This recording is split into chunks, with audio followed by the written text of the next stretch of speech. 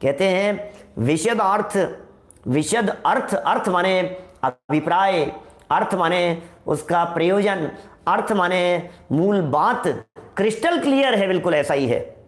विशदार्थ सर्व, सर्व तीसरी लाइन का अंतिम शब्द है सर्व। और नीचे कह रहे हैं, नीचे क्या कह रहे हैं?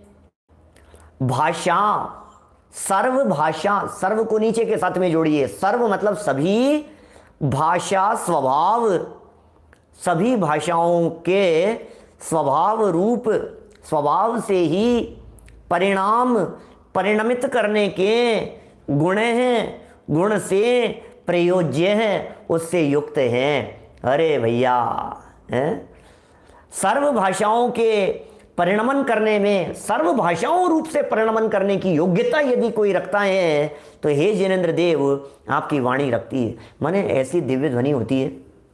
18 महाभाषा, 700 लघु भाषा, ऑटोमेटिक। गाय अपनी भाषा में सुन रही है, कुत्ते अपनी भाषा में सुन रहे हैं, बिल्लियों को अपनी भाषा में सुनाई दे रहा है, भेड़ बकरियों को अपनी भाषा में सुनाई दे रहा है, मनुष्य अपनी भाषा में सुन रहे हैं। कोई फॉरेन से अभी सुनने वाले लोग सब हिंदी समझते हैं, हिंदी नहीं समझने वालों को किसी को फ्रेंच में सुनाई दे रहा है। अभी अपने दक्षिण भारत में चले जाओ तो कन्नड़ वालों को कन्नड़ में सुनाई दे रहा है। सबको अपनी अपनी भाषा में कैसे ऑटोमेटिक कन्वर्ट हो जाती होगी। प्रभु की वाणी तो ओंकारमयी वाणी तेरी, प्रभु की तो ओंकारमयी वाणी है, सर्वांग से निकल रही है, मुख से निकल रही है। ऐसा कहें, होठ नहीं हिलते, तालू नहीं हिलती, जवान नहीं हिलती, और ओंकारमयी वाणी प्रभु की सर्व भाषाओं में अपने आप वस्तु तत्व को बतलाने वाली है, इस तत्व ज्ञान को बतलाने वाली। कैसी है ये वाणी? अद्भुत ही होती है भाई साहब।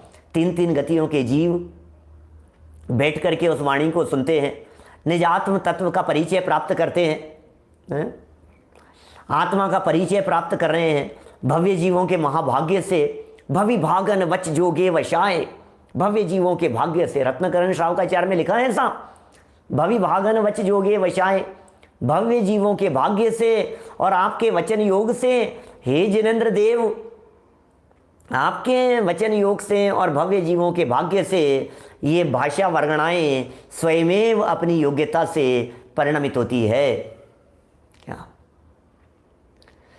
ऐसे अपने आप परिणमित हो जाती है। दीपेश जी साहब, क्या गजब है, अमृतमयी वाणी होती है जी, दिव्य चमत्कारिक वाणी है। एक एक शब्द उनके अंतर की गहराई से निकलता है। एक एक बात ऐसी है, न होठ हिलते हैं, न नाक परिस्पंदन करती है, न जवान हिल रही है न श्वास का ऐसा कोई चक्कर है, कुछ चक्कर नहीं है, अपने आप वाणी निकल रही है। और नहीं निकलनी हुए तो 64 दिन तक निकली भी नहीं भाई साहब। क्या माने 66 दिन तक वाणी नहीं निकलनी हुए तो नहीं भी निकले। भगवान महावीर स्वामी की नहीं निकली तो नहीं निकली, कौन करे? क्या विकल्प है प्रभु को? 3 लोक के नाथ से समीचीन सच्चे धर्म को बतलाने वाले 7 तत्व हैं, 6 द्रव्य हैं, 9 पदार्थ हैं, 5 अस्तिकाएँ हैं, 14 गुणस्थान हैं, मार्गणा स्थान हैं, जीव समास हैं, 6 पर्याप्तियाँ हैं, प्राण हैं। क्या क्या बतलाते हैं प्रभु आपकी दिव्य ध्वनि में। चारों अनुयोगों की चर्चाएं, जैन भूगोल की चर्चाएं, कर्म सिद्धांत की चर्चाएं, प्रथमानुयोग की बातें, करणानुयोग की बातें, श्रावक और मुनिराजों के योग्य आचरण की चर्चाएं आपकी वाणी में सहज निकलती है, बिना विकल्प के ही। आपको कोई विकल्प नहीं है प्रभु, रंच मात्र भी आपको बोलने का विकल्प नहीं है। और देखो चमत्कार तो ऐसा होता है, कोई महाभाग्यशाली जीव, चक्रवर्ती जैसे कोई जीव प्रभु की दिव्य ध्वनि के बिना अतिरिक्त समय में भी यदि आ जावे तो असमय में भी दिव्य ध्वनि खिर जाती है। वाणी का वचन योग का ऐसा ही चमत्कार है। मध्य रात्रि के समय भरत चक्रवर्ती युद्ध क्षेत्र के बीच में ही कई बार ऋषभ प्रभु की दिव्य ध्वनि सुनने के लिए आ जाया करते थे। और वाणी चालू हो गई। 6 घड़ी खिरती है एक बार में। 3 समय का तो नियम ही है, चौथे समय भी हो सकता है। 6 घड़ी, एक घड़ी 24 मिनट की, 24 मिनट की एक घड़ी, 6 घड़ी माने 2 घंटा 24 मिनट। क्या 2 घंटा 24 मिनट एक बार में, सिंगल टाइम में। और 3 समय यदि हो तो 7 घंटा 12 मिनट 3 टाइम यदि दिव्य ध्वनि गिरे तो भाई आकाश शास्त्री टड़ा 4 समय यदि भगवान की दिव्य ध्वनि गिरे तो 9 घंटा 36 मिनट 9 घंटा 36 मिनट 24 घंटे में कर्म भूमि में होते हैं तीर्थंकर परमात्मा।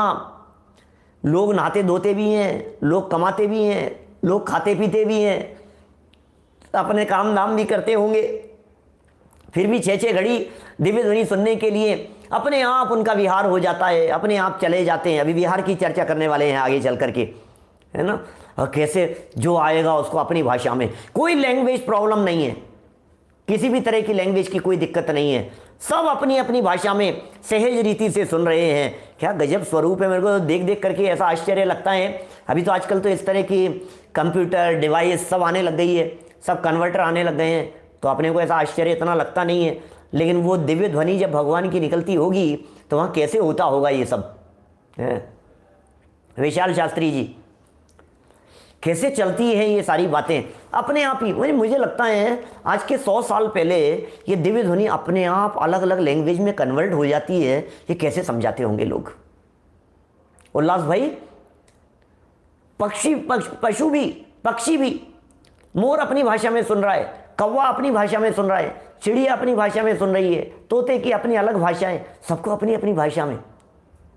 विधानसभा में होती है ऐसी, लोकसभा में होती है इस तरह की डिवाइस वगैरह, काम में लेते हैं वो, उनको सब सुनाई देती है, अपने आप कन्वर्ट हो जाती है।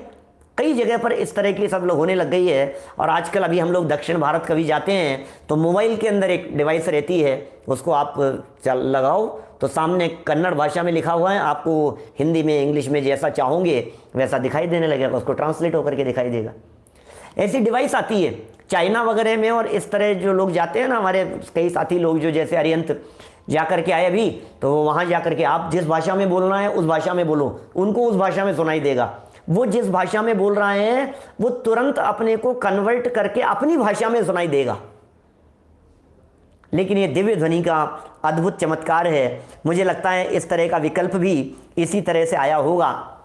भगवान की वाणी को मगध जाति के देव ऐसे उसको विस्तारित करते हैं, इसलिए उसको मागधी भी कहते हैं, अर्ध मागधी भी कहते हैं।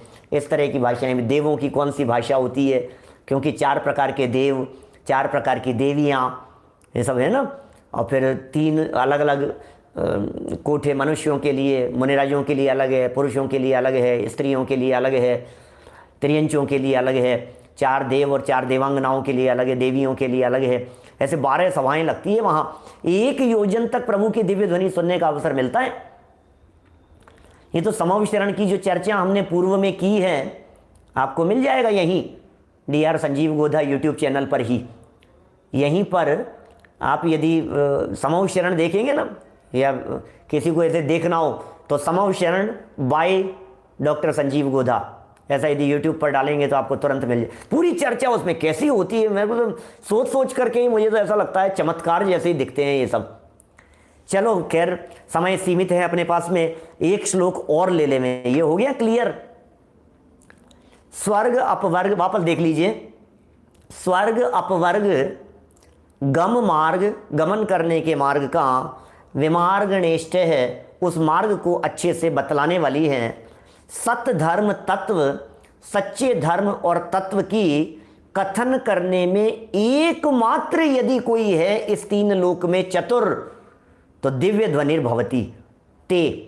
हे भगवान, वो आपकी दिव्य ध्वनि ही होती है जो 3 लोक के सर्व जीवों को अपनी अपनी भाषा में सब बातें समझाने में समर्थ होती है, सच्चे धर्म तत्व को बतलाने में। ये धर्म तत्व का तो जितना विस्तार करो, वही वस्तु स्वरूप विचार खुशी से भगवान की दिव्य ध्वनि में, अरे भाई तुम परमात्मा हो, अरे भाई तुम देह नहीं हो, देह से भिन्न चैतन्य तत्व हो, अपने आप को शरीर से भिन्न देखो, शरीर से भिन्न चैतन्य तत्व, अंदर में न्यारा निराला तत्व एक अद्भुत दिखाई देता है। तो ये ऐसी बातें भगवान की दिव्य ध्वनि में आती हैं, ये कुछ अद्भुत ही तरह की बातें हैं। उन बातों को बतलाने के लिए हे जिनेंद्र देव, आपकी दिव्य ध्वनि अत्यंत समर्थ है। दिव्य ध्वनिर्भवती ते, हे भगवान आपकी वो दिव्य ध्वनि विशद अर्थ को स्पष्ट बतलाने में कैसी है। सर्व भाषा स्वभाव परिणाम गुण, कैसा गुण है उस दिव्य ध्वनि का? सर्व भाषाओं के स्वभाव रूप से, स्वभाव से ही परिणमन करने का गुण है, प्रयोज्य है, बस वो परिणमित होने में प्रयुक्त होती है, ऐसी दिव्य ध्वनि का स्वरूप है। चलिए और आगे बढ़ते हैं नए एक और श्लोक की तरफ। 8 प्रातिहार्यों की चर्चा पूरी हो गई। अब बड़ा एक सुंदर स्वरूप बतला रहे हैं 36 नंबर के इस श्लोक में। उन्निद्र हेम नव पंकज पुंज कांते, पर्योल्लसन नख मयूख शिखाभिरामौ, पादौ पदानि तव यत्र जिनेन्द्र दत्त है, पद्मानि तत्र विबुधा परिकल्पयन्ति। ओहो, क्या कह रहे हैं? उन्निद्र हेम, उन्निद्र, निद्र मतलब नींद, उन मतलब उठ गए, नींद से उठे हुए, नींद से उठे हुए कौन? हेम सोने के, नव ताजा फ्रेश, पंकज, पंकज, पंक में जन्म लेने वालों को कहते हैं पंकज। पंकज कौन? पंक माने कीचड़, जय माने जन्म लेना, पंकज कहाँ? चरणों में, मतलब कीचड़ में जन्म लेना, पंकज, पुंज उनके समूह की, कांति, कांति। क्या कह रहे हैं? बड़ा गजब का स्वरूप है। उन्निद्र माने उगते हुए, उन्निद्र माने नींद से उठते हुए, नींद जिनकी खुल गई है, ऐसा। आप जानते हैं जो कमल होते हैं, ये कमल रात्रि में बंद हो जाते हैं और प्रातः काल सूर्य की किरण के साथ ही स्वयं फिर खिल जाते हैं। ऐसा होता है कमल का स्वरूप।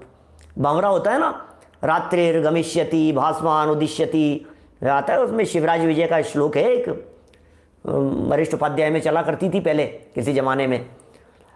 तो वो कहते हैं उसमें भंवरा आकर के बैठता है सुगंध लेने के लिए, कमल बंद हो जाता है, वो सोचता है, अभी भी है, तो उसमें क्या है, वो भंवरा बैठता है और वो ऐसा सोचता है सूर्य उदित होगा, कमल खिलेगा, निकल जाऊंगा और थोड़ी सुगंध ले लूं और थोड़ी सुगंध ले लूं, और इतने समय में कोई हाथी उधर से गुजरता है और वो उसको पंखुड़ी को ऐसे अपने मुंह से चबा देता है और वो भंवरा मर जाता है। ये जगत की स्थिति को बतलाने के लिए। तो वो कमल बंद होता है और उग जाता है, खिल जाता है। मनीष वत्सल जी इंदौर, देखो उन्निद्र, उन्निद्र हेम मतलब गोल्ड के हैं, और नव नवीन, पंकज उनके, पुंज मतलब समूह की, कांति माने सुंदरताएं, बहुत कांति है, सौंदर्य है उसका, पर्युल्लसन सब प्रकार से शोभायमान, पर्युल माने सब ओर से, पर्युल्लसन सब ओर से शोभायमान, नख मतलब नाखून, मयूख मतलब किरणें, पहले भी आया है मयूख, मयूख शब्द का प्रयोग पहले भी किया है, नाखूनों की किरणें, नाखूनों से निकलने वाली, शिखा अभिरामऊ, शिखा मतलब उन किरणों का, मयूख शिखा किरणों का अग्रभाग से, अभिराम, अभिरामऊ मतलब सुंदर, अभिराम मतलब सुंदर, अभिराम भवन प्रभु, अक्षत का सब शक्ति प्रसून लगे खिलने, अभिराम मतलब सुंदर। क्या कह रहे हैं ये, क्या बात कह दी है यहाँ? हे जिनेंद्र देव, कैसी बात कह दी है?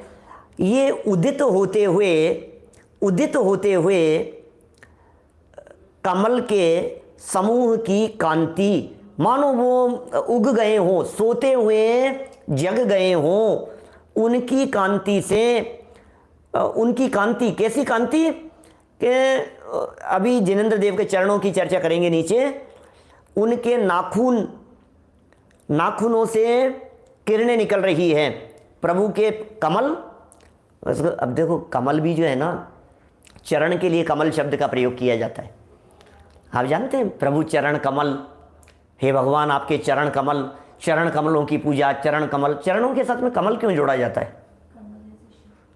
जो चरण होते हैं, इन चरणों को आप ऐसे रखो, दोनों पैरों को मिलाओ, तो दोनों पैर के जो अंगूठे हैं और जो उनके अंगूठे को छोड़ करके 4 उंगलियां इधर और 4 उंगलियां इधर, तो 10 हो गई ना, और 2 अंगूठे, तो वो ऐसी फीलिंग आती है मानो वो कमल बन गया हो, कमल जैसा फीलिंग आती है।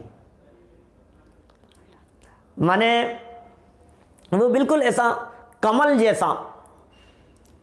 तो चरणों को कमल की उपमा दी जाती है, चरण कमल। अब वो कैसे हैं वो चरण कमल? कमलों के ऊपर रखे गए।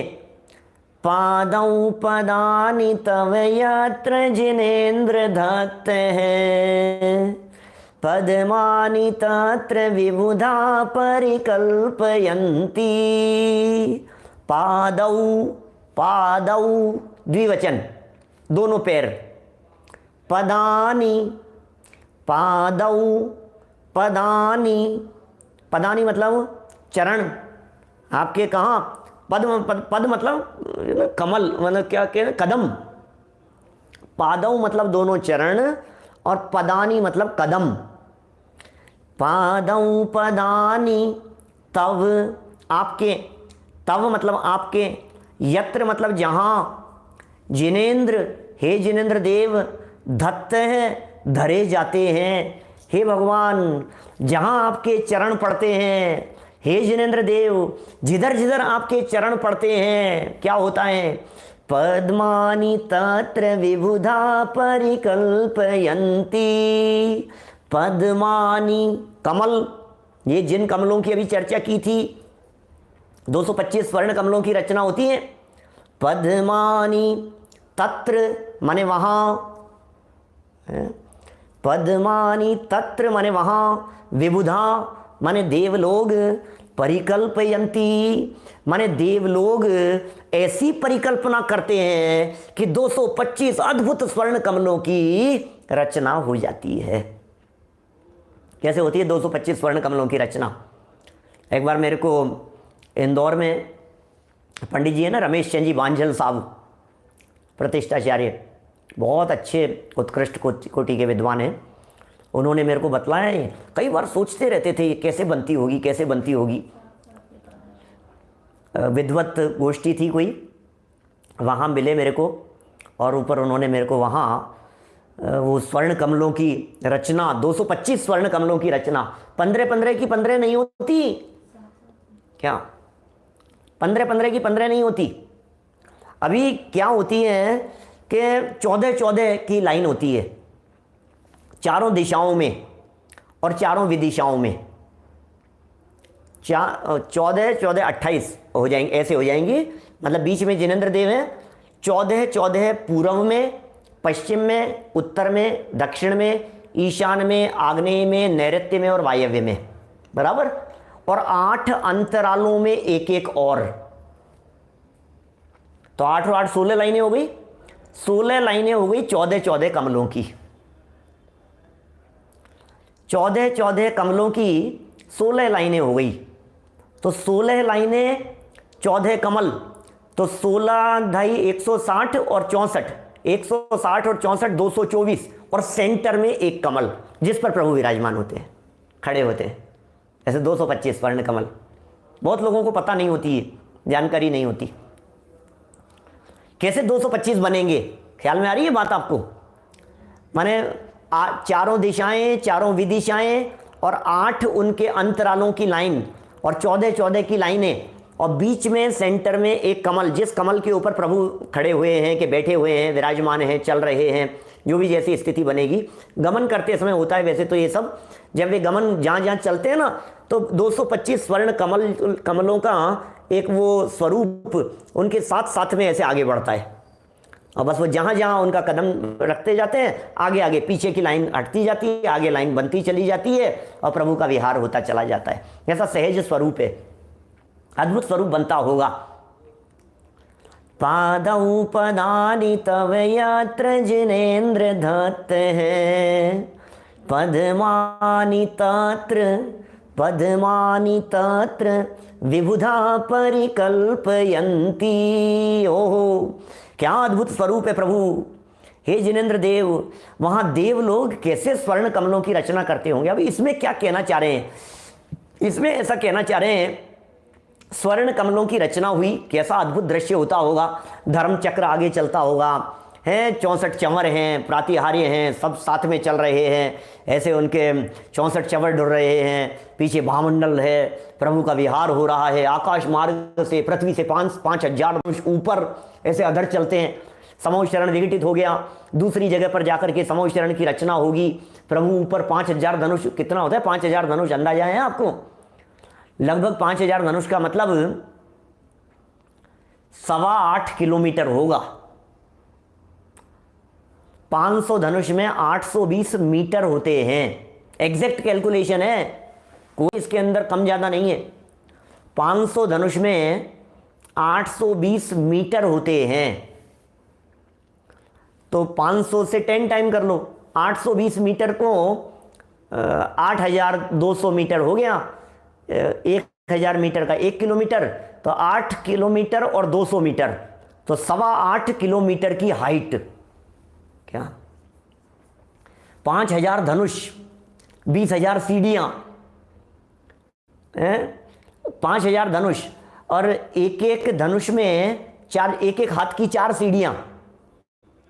5,000 धनुष ऊपर चले जाते हैं ना प्रभु, तो एक एक हाथ की 4 सीढ़ियाँ एक धनुष में, तो 5,000 धनुष में 20,000 सीढ़ियाँ। 20,000 सीढ़ियाँ चढ़ करके भव्य जीव अंतर मुहूर्त में वहाँ पहुँचते हैं, प्रभु विहार करते हैं, कैसा मनोरम दृश्य होता होगा। फिर जहाँ तक वो विहार करके जिस जगह पर पहुँच जाएंगे, जिस जगह पर रुक जाएंगे, फिर वहाँ अपने आप फिर दोबारा समूह शरण की रचना हो जाएगी। भव्य जीवों के भाग्य से, जहाँ के जीवों का भाग्य चमकेगा, जहाँ के जीवों की होनहार भली होगी, वो बस वहीं जाकर के वो स्वयं भी प्रभु का चलना, प्रभु का उठना, प्रभु का बैठना, प्रभु का गमन करना, प्रभु का स्थिर होना, प्रभु की वाणी गिरना, सब अपने आप होता है ऑटोमेटिक, कुछ भी नहीं करते हैं। भगवान को कोई विकल्प नहीं है। ये 44, 45, 46 नंबर की गाथा जो है ना प्रवचन सार में, उसमें इस तरह की बातें कही है खूब। स्त्रियों में मायाचार की तरह, माताचार की तरह है, सहज ही प्रभु का बिन गरज रहे हैं, बरस रहे हैं, जैसे बादलों का गमन करना, गरजना, बरसना है, आवाज होना, ये सब अपने आप होता है ना बिना विकल्प के। ऐसे ही प्रभु का गमन करना, विहार करना, बोलना, ये सब अपनी योग्यता से स्वयं हुआ करता है।